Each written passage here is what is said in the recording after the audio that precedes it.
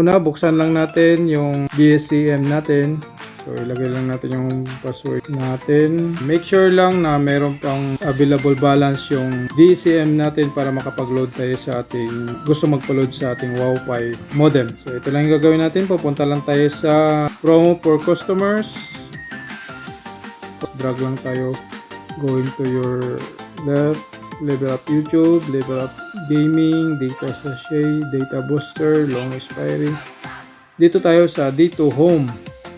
Pasok tayo sa dito home, meron tayong option dyan na Wi-Fi Pro only 490, Wi-Fi Pro 790, ito yung ilo-load natin ngayon. Meron tayong Wi-Fi Pro 490 for 30 days, 80GB lang. Ito naman yung mga Wi-Fi Lite natin, tanungin nyo lang sila kung ano yung dito Wi-Fi nila, kung Wi-Fi Pro ba, Wi-Fi Lite, or Wi-Fi Ultra.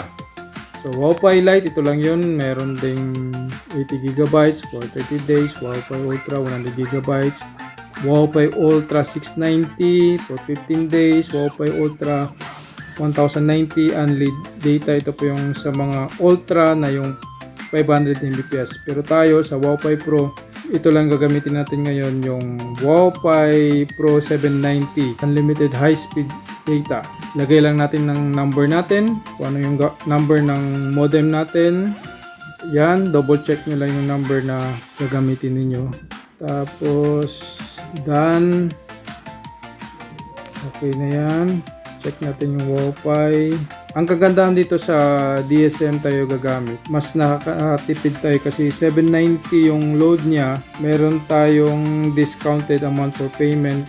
Ang instead na 790, 7555.24 na lang. Depende sa inyo kung magkano i-charge nyo sa mga customers ninyo sa nagpapaload ng Wi-Fi Pro.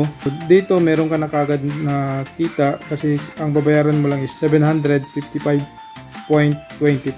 Depende sa inyo kung magkano i-charge ninyo. Yun lang po. So, make sure lang yung number ay tama.